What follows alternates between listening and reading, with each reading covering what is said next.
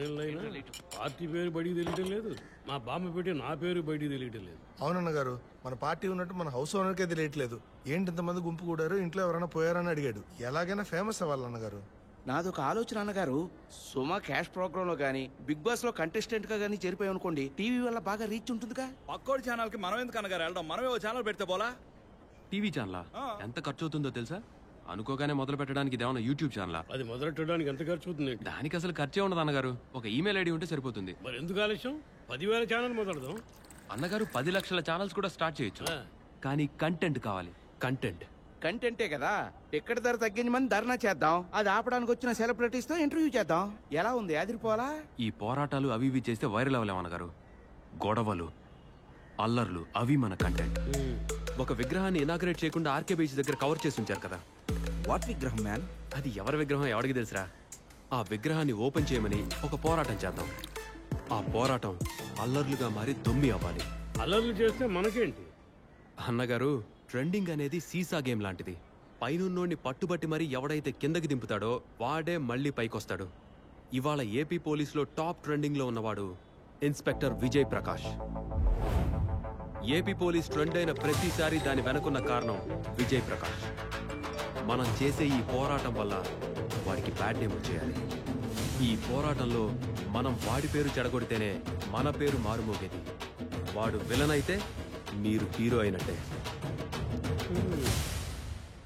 మన పార్టీ చేస్తున్న శాంతియుత పోరాటానికి అడ్డు తగిలి విధ్వంసం సృష్టిస్తున్న పోలీస్ శాఖ. పబ్లిక్ లో అట్రాసిటీ, పబ్లిసిటీ.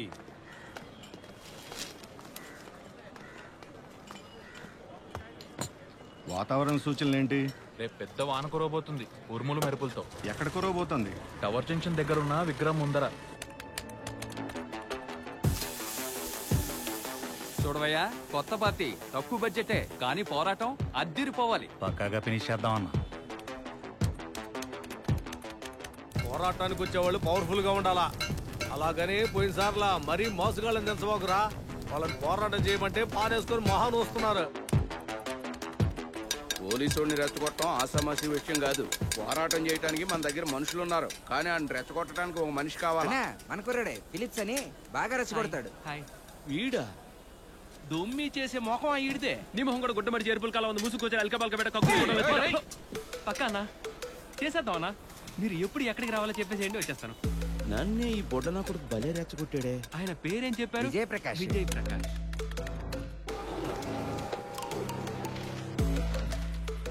ఇంటెలిజెన్స్ రిపోర్ట్ వచ్చింది.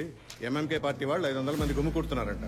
ఆ పార్టీలో 500 మంది ఆడున్నారు సార్. ఇగో రౌడీ విధవాళ్ళు డబ్బులు ఇచ్చి మరీ దించుతున్నారయ్యా. ఇన్స్పెక్టర్ విజయ్ ప్రకాశే వీళ్ళ టార్గెట్ అంట. అతన్ని రప్పించి రెచ్చగొట్టి అల్లర్లు చేయబోతున్నారంట. దాన్ని ఆపకపోతే మన డిపార్ట్మెంట్కే బ్యాడ్ నేమ్.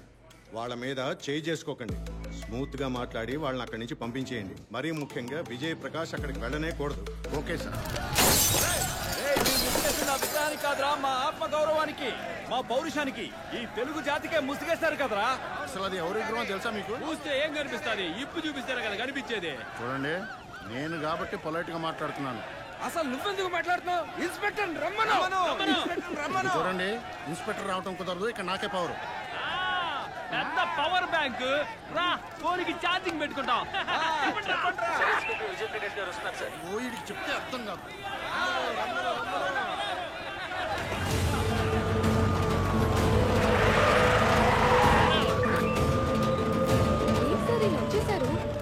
రావుతని ఎంత చెప్పారు కదా.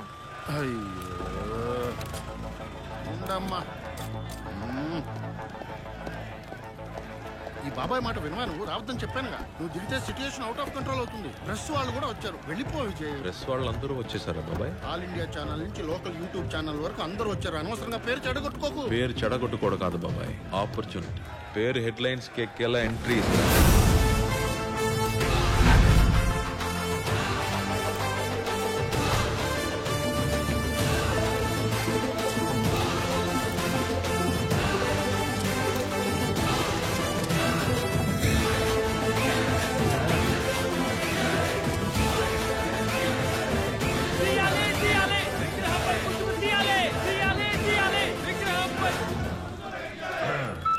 రక్షక భట్లు మీ మిత్రులు. పోరాటం చేయడం మీ అందరి హక్కు. శాంతియుతంగా ఎవరిని ఇబ్బంది పెట్టకుండా పోరాటం చేసే వరకు పోలీసు వారే మీకు బందోబస్తుగా ఉంటారు. Please continue. మమ్మల్ని చూస్తుంటే శాంతియుతంగా పోరాటం చేసే వాళ్ళ కనిపిస్తున్నావా? ఈ బండ్లతాలు రాడ్లు బాగొట్టింది మేమే. నేను చూడలేదే. నా కళ్ళతో చూడకుండా యాక్షన్ తీసుకోవడం కుదరదు కదా. ఏదో ఒకటి చేయండి మీరు, అప్పుడు చూద్దాం. నువ్వేంటి రివర్స్ లో వాడని రెచ్చగొడుతున్నావు?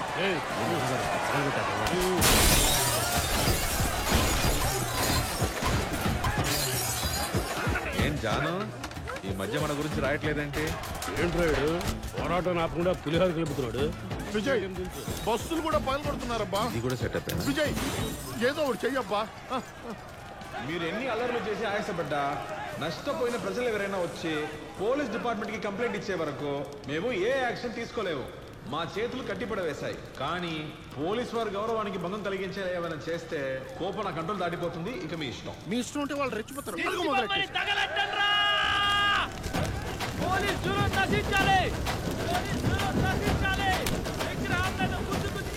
చాలా ఎక్స్ట్రా చేస్తున్నారు. దిష్టి బొమ్మను తగలెట్టి పోలీసులు రెచ్చగొడుతున్నారు. ఏం లేదు, అది వాచ్మెన్ బొమ్మ. నువ్వు ఎక్కువ ఫీల్ అవ్వకు. సరే ఉండు. అయ్యో, పరిస్థితి కంట్రోల్ తప్పలా ఉంది.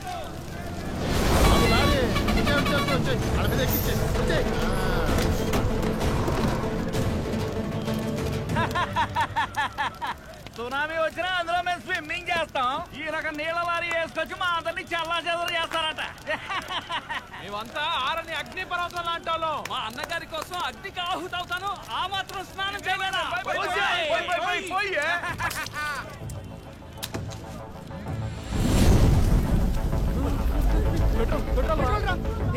పోలీసు, ఈ పెట్రోల్ మా అన్నగారి మీద పోసి తగలెట్టే తప్పించుకోగలవా?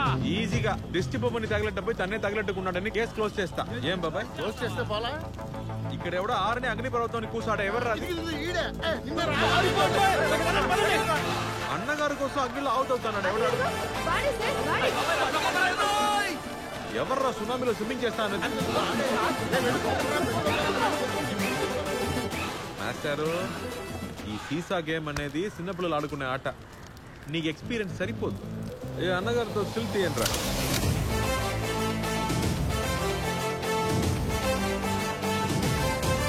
అరే వచ్చేస్తాడబాయో, వాయిస్తాడబాయో, చిరుతపులే అబ్బాయో, చీరేస్తాడబాయో, తిక్కలెట్టే 1000 మీల్స్ పెట్టచ్చు సార్. నీకెలాంటి టెంప్లెట్ కావాలి సార్? నాకే టెంప్లెట్ వద్దు బాబుజీ, నేనే టెంప్లెట్ అవ్వాలి. Illegal dams dispute China versus India. ఇన్ని వాయిదాల తర్వాత ఇవాళే ఈ కేసు ఫైనల్ హియరింగ్. ఇండియా తరపు కంప్లైంట్ ఏంటంటే ఇండియాకు వచ్చి చేరాల్సిన బ్రహ్మపుత్ర నది మీద ఇల్లీగల్ డ్యామ్స్ కట్టి నది ప్రవాహాన్ని ఆపివేస్తున్నారు. దీనికి చైనా ప్రతివాదన ఏంటి? Respected judges of the court, to be straight and honest, India is a leaking tap. Evidences for your evaluation. Indians వర్షం నీటిని దైవంతో సమానంగా చూస్తారు. కానీ ఆ నీటిని సేకరించటం వాళ్ళకి చేత కాదు. బ్రహ్మపుత్ర నదిని వాళ్ళు ఎఫిషియెంట్ గా యూజ్ చేసుకోవడం చేతగాక బే ఆఫ్ బెంగాల్లో పారేస్తున్నారు. కానీ మేము అక్కడ డ్యామ్ కట్టి ఎఫిషియెంట్ గా యూజ్ చేస్తే అది చూసి అసూయపడుతున్నారు. It's pure jealousy. Your Lordships, I do agree with the Chinese delegation, but that's a very poor attempt to insult India. Jealousy? ఒకరికి సొంతమైంది లాక్కుంటే నిలదీసి అడగడం అసూయ కాదు. It's all right. ఇండియన్స్ కి నీళ్లని పొదుపు చేయడం రాదు, యూజ్ చేయడం రాదని మీరు చూపించే ఎవిడెన్సెస్ అని ఒక్కప్పటి కదా, పోయిన జనరేషన్ తోనే అది పోయింది. India is a self sufficient self made country. వీళ్ళు చెప్తున్నట్టు మేము వాటర్ సిస్టమ్ లో పోగానే ఉండేవాళ్ళు, కానీ ఇక మీదట అలా జరగదు. We have a new plan for water management. ప్రపంచంలో ఎన్నో దేశాల నుంచి వచ్చిన మీ అందరి ముందు నా కంపెనీ ఓయాసిస్ న్యూ ప్లాన్ ని ఇండియా తరపున ప్రజెంట్ చేయడానికి నేను గర్విస్తున్నాను. One India, one pipeline. ఇండియాలోని నీటి వనరులు అక్కడక్కడ చెదురుమదురుగా ఉన్నాయి. వాటన్నిటినీ ఒకటిగా చేసి ఈవెన్ గా డిస్ట్రిబ్యూట్ చేస్తాం. ఎడారులైనా, పంట భూములైనా, బీడు భూములైనా ఇండియాలోని ప్రతి ఇంటికి, ప్రతి ట్యాప్ కి నీటిని తీసుకెళ్లి చేరవేయగల సింగిల్ యూనిఫైడ్ పైపింగ్ నెట్వర్క్. ఈ ప్రాజెక్ట్ ఫేజ్ 1 ఇండియాలోని దసరా హిల్స్ లో ఆల్రెడీ స్టార్ట్ అయింది. కన్స్ట్రక్షన్ పూర్తయింది. నవంబర్ 15 నుంచి డిస్ట్రిబ్యూషన్ మొదలవుతుంది. ఇంకో 3 సంవత్సరాల్లో ఇండియా నలుమూలలా ఇలాంటి ఎన్నో బేస్లు క్రియేట్ అవుతాయి. We will be leaders of water management through out the world. ప్రపంచానికి వాటర్ మేనేజ్మెంట్ అంటే ఏంటో నేర్పిస్తాం. including China. Sir, I request the court to put a stay on the illegal dams that have been constructed by China. This court advises the People's Republic of China to sign a new treaty with India.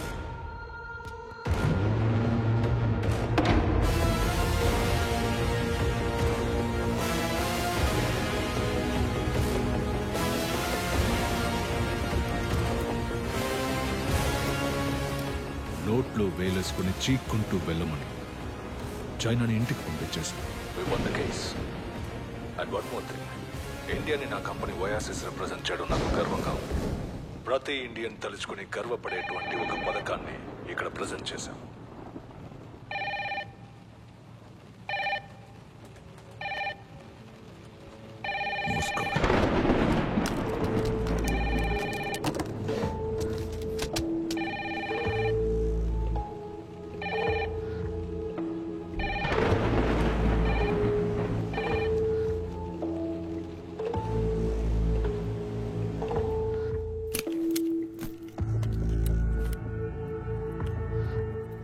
ఏమైపోయావు బొద్దింక?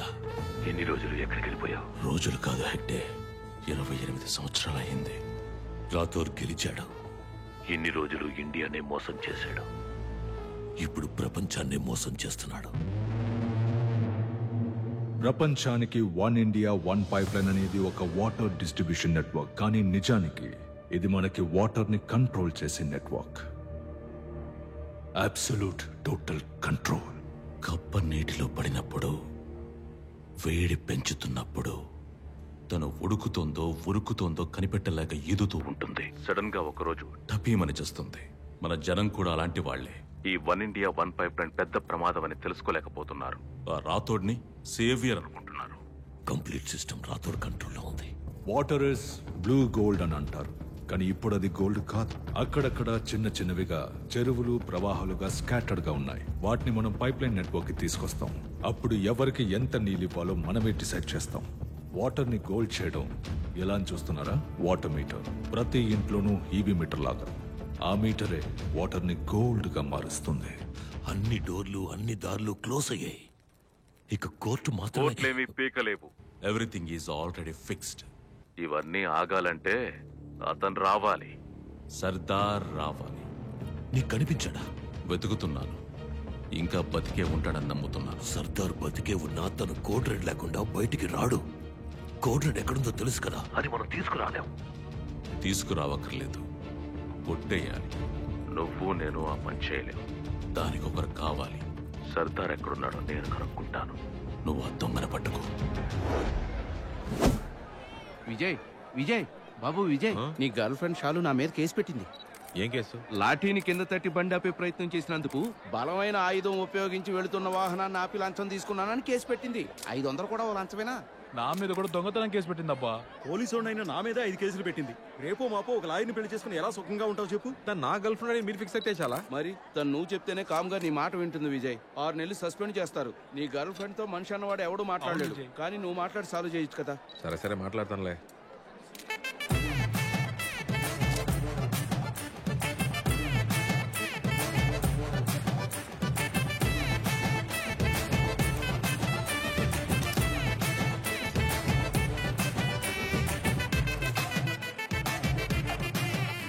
వద్దులే. ఏంటన్నా? నీ మొహం చూస్తేనే అర్థమవుతుంది నువ్వేం పేకవని. ఏంటని అంతమంటున్నావు? మనమంతా ఒకటే కదా. నీకు ఏదైనా అయితే నేను చూస్తూ ఊరుకుంటానా? అది సమనేగా. తెలుసుకుని వస్తా. రండి రండి రండి. ఏంటి సెల్ఫీనా? అప్పుడా పడతావమ్మా, పడతావు. ఓకే, ట్యాగ్ చేయడం మర్చి. ఓకే,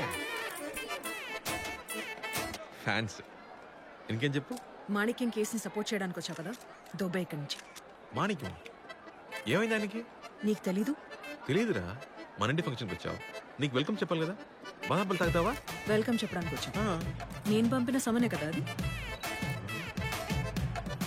అవును నిజమే. మీ పేరే మెన్షన్ చేస్తుంది. చెప్పనే లేదే. చెప్తా.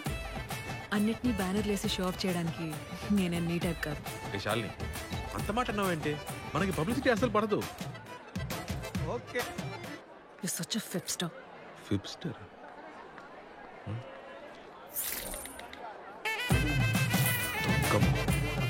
చూడు చాలు, నువ్వెప్పుడు నన్ను తప్పుగానే అనుకుంటున్నావు. విజయ్, నేను నీకు చిన్నప్పటి నుంచి తెలుసు. తప్పు చేసే వాళ్ళకంటే తప్పు చేసే వాళ్ళకి వకాలు తప్పుచుకునే వాళ్ళంటేనే నా పరమాశయం. ఇన్నేళ్లుగా చెప్తున్నా నీకు ఇది బుడకెక్కలేదు కదా. నేనేం చెప్తున్నా వినకుండా ఇష్టానికి మాట్లాడుతున్నావు ఏంటి? నువ్వేం చెప్తున్నావో, నువ్వేం చెప్పాలనుకుంటున్నావో నాకు మొత్తం తెలుసు. ఏంటండి, ఏం తెలుసు నీకు? నువ్వు అబద్ధం చెప్పినా, ప్రపోజ్ చేయడానికి వచ్చినా నీ మొహంలో అది సబ్ టైటిల్స్తో సహా కనిపిస్తుంది. Hi hi. బోర్ కొడుతుందా? పెకేస్తావా? హే శాలిని, హే ప్రపోజ్ చేశాను. ఎప్పుడు? మొదటిసారి బాలమామ పెళ్లిలో పసి పిల్లనని కూడా చూడకుండా రోజుద్దాం అనుకున్న ఎదవ్వే కదా నువ్వు. పైగా హిందీ నేర్చుకుందామని ఆల్ ఇండియా రేడియో వినేవాడు. శాలిని, ఏంట్రా? ఏమీ లేదాంటీ, రా. రెండోసారి మూగ ప్రేమ. శాలిని, నాకు బలం చూద్దాం అనుకుని మా అమ్మకిచ్చి దొరికిపోయారు సార్. ఎవడ్రా అది?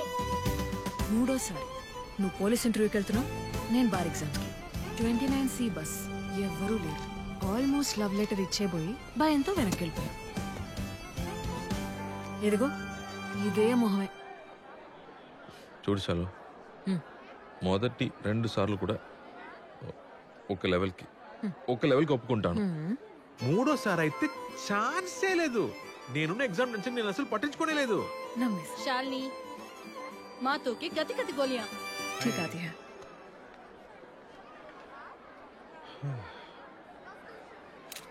విజయ్ రండి. పర్లేదు మేడం. మీతో నించుంటే మేము ట్రెండ్ అవుతాం. వచ్చి నించోండి. Thank you. టేక్ కేర్ అమ్మా. Vijay, I need to talk to you actually. Come gentlemen, ఈయన మీకు తెలుసు కదా, inspector Vijay Prakash. Last 3 months గా 18 సార్లు #AP పోలీస్ అని ట్రెండ్ అయింది ఈయన వల్లే. Really proud of you. Thank you ma'am. మన అవుట్ రీచ్ ప్రోగ్రామ్ కి ఇన్నే మ్యాస్కాట్ గా పెట్టాలనుకుంటున్నాం. I think he should be the face of AP police. ఇతను ఫేస్ ఆఫ్ ఏపీ పోలీస్ అయితే మరి మేమంతా ఎవరు మ్యామ్? మేము ఈ డిపార్ట్మెంట్ కోసం చాలా అచీవ్ చేసాం and we really proud of it. ఈయన ప్రాపర్ హిస్టరీ తెలుసుకోకుండా ఈయన్ని ఫేస్ ఆఫ్ ది డిపార్ట్మెంట్ అని పొగడకండి. చాలా హర్టింగ్ గా ఉంది. మా ఇంటి ఫంక్షన్ అంటున్నాడే, ఇది నిజంగా ఆయన ఇంటి ఫంక్షన్ ఏనా అని అడగండి. వీళ్ళ బాబు ఒక దేశద్రోహి, హంతకుడు. ఇలాంటి డిపార్ట్మెంట్ లో జాయిన్ చేసుకోవడమే తప్ప అనుకుంటుంటే మీరేంటి మేడం వీడిని పట్టుకొని ఫేస్ ఆఫ్ ది డిపార్ట్మెంట్ అంటారు? What a bloody shame. Sir function టైంలో ఇవన్నీ ఎందుకు సార్? విజయ్, మీరు వెళ్ళండి, వచ్చిన వాళ్ళని రిసీవ్ చేసుకోండి, వెళ్ళండి. ఫ్యామిలీ గురించి ఏమైనా చెప్పమని. ఎంత పెద్ద దేశద్రోహమో తెలుసా? బాబు ఒక దేశద్రోహి. మీ అబ్బాయి ఒక దేశద్రోహి. వచ్చేయడానికి ఎంత డబ్బు తీసుకున్నావు? ఫ్యామిలీ గురించి ఏమైనా చెప్పమని.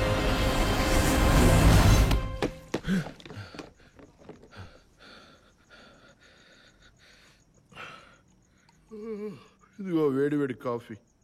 ఎంతసేపు పట్టుకోవాలి? తాగు.